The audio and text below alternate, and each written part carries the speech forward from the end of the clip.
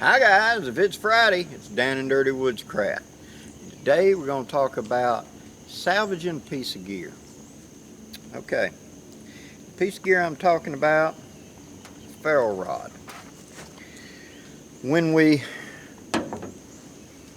ferro rods that I recommend to people are the thicker one. You see this one's about 3/8 to a 1/2 inch, something like that, and fairly short.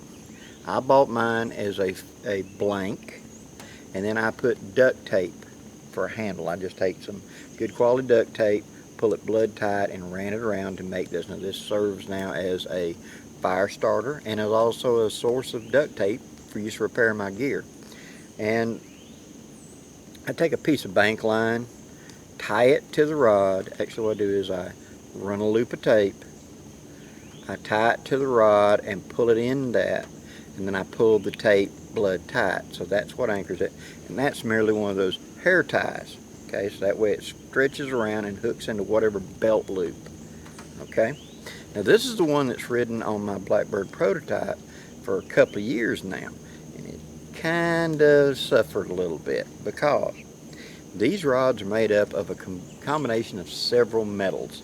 And as you know, what happens is when you hit it and you generate the friction and you shear it off, it will combust and produce that bright spark. But these metals also oxidize and deteriorate fairly easily as well. Now there's all kinds of tips and tricks for preventing this. Some people like to coat theirs in various things, and etc. But mine is being used so much, so I don't coat mine. I just leave it in the thing. But because of that, as you can see now, it's got some craters in it right here. It's like teeth on a gear, and that's where the back of the knife is bit down, and I've done this left chatter marks. Okay, and then it riding in that, sorry for the aircraft guys, then it riding in that leather belt loop has deteriorated, so those gaps got bigger and bigger until it's actually like teeth. Because of that, you can't hardly get a spark off of this thing. Now let me show this. And this is my WC-NK, because somebody's going to ask. So, getting over here on these chatter marks, let's see, right there's good. Put it up there, bearing down.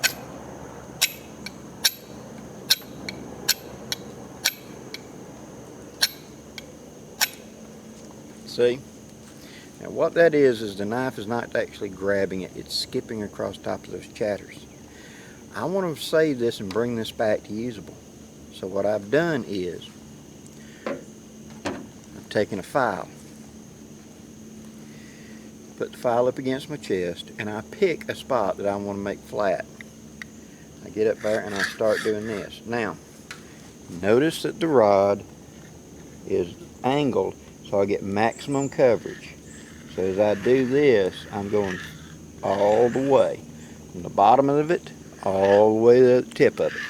Alright, you bear down and you start doing this. This is going to be slow.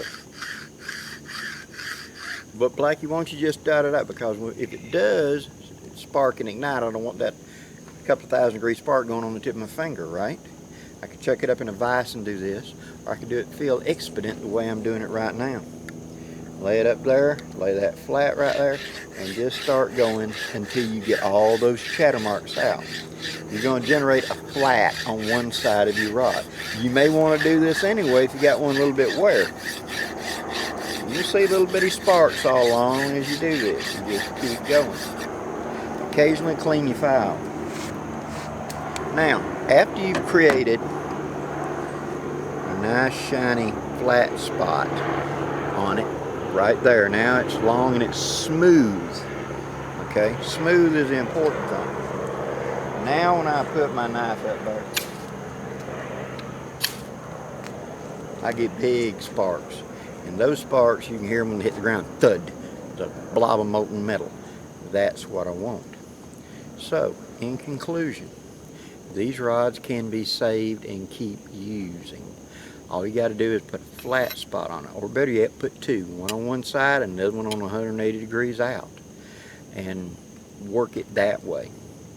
Once it gets to where that's a little bit, turn it sideways and do the other two sides. You'll end up with a square, but you get a lot more use out of it. Now these are not expensive blanks. And all I did was bought my blank off of Amazon quite a couple of years ago, probably like 3-4 years ago now, to be honest. These are a fantastic bushcraft, woodscraft fire starter and a skill that everybody should know. But there's something you need to know about the maintenance of them. They do oxidize, they do decay over time. And so you need to address that.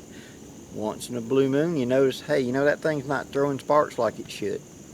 Take a look at it. If it's getting them chatter marks, get out a file, make you a runway on it like you just saw. So now I get nice, straight, bright sparks out of this.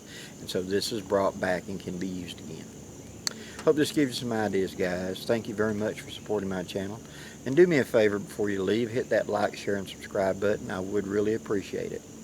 Till next time, guys, I'm Blackie, wishing you safe journeys. Have a great day, guys.